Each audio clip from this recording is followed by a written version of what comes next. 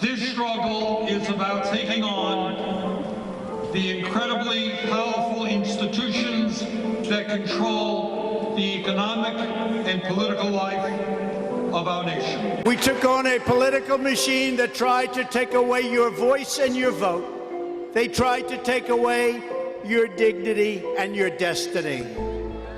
Many times I said we would drain the swamp, and that's exactly what we're doing right now. We're draining the swamp. Standing upon the Civic Center in Long Beach, California, we are reminded of the underlying core of the United States' founding ideals, a well-functioning American democracy. However, this precious value is constantly being undermined, not only leaving a flawed rule of law, but ineffective public policy and confinement of economic, political, and social opportunity. From an unprecedented influence of special and corporate interests in government, to an unjust campaign finance process, and finally to the lack of transparency and accountability, we are facing systematic challenges to our democratic republic, both jeopardizing the legitimacy of it now and its sustainability for generations to come. The 2020 candidates for president must bring this issue to the forefront of their campaigns. What happens when you have this tremendous need, you want to get your message out, and it's the corporations that want to give you money, you're going to listen to them. Even though you're not corrupt, but you're just trying to get your message out. The more you get money from certain types of sources, the more you're beholden to those sources. And what you want to be is to be free enough to make decisions based upon what you think is in the best interest of your district and the nation. And if you can't do that because you're worried about the people who are funding you, who are doing it, we have a real problem. And that's the problem with corporations. They have become so important, and money has become so much to run campaigns that cost so much money today that you become beholden to these people. These entities that are not people, but are not exactly controlled by their shareholders either, will put forth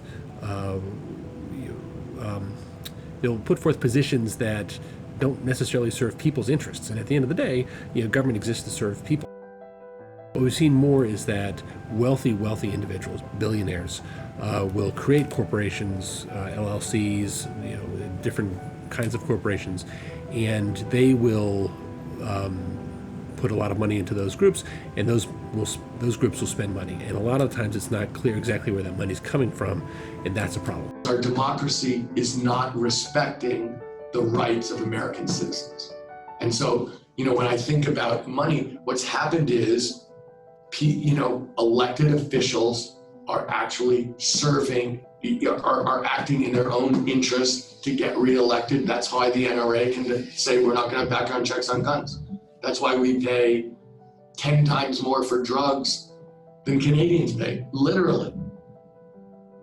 So how much does it hurt Americans? It's our government. I'm running on the idea that our government's broken, that we're not trying to serve American people, and that the results are terrible. If you go around the country, you see suffering. Those that have more resources available to them are better able to lobby officials. They're more likely to get invited to speak at congressional hearings. Often they are allowed to write up legislation that the member of Congress then introduces or sponsors, so that results in reality in representational inequality in terms of the way interest groups and lobbyists work. If a small group of people have greater influence over policymaking and also who gets elected, then the real views of the populace and the interests and demands of the populace will not be represented. We must understand the complexities of this issue. Our democratic institutions are the direct representation of the state of American will. The social inequities, the economic concerns, the political corruption, ultimately the livelihoods and well-being of everyday citizens are at stake. This is not an issue of abstract political or legal theory. It is a fundamental uprooting of our American identity, the values of courage, liberty, ingenuity, and hope. People are starting to just think it doesn't matter. It's so cooked by those that are in charge, or those that are seemingly in charge, they just don't vote. They go, it's all going to be the same anyway, so forget it. People who think that they need to change or that something needs to change need to do that. They can't just sit back and then expect someone else to do The it. democratic process is what has allowed us to live as Americans.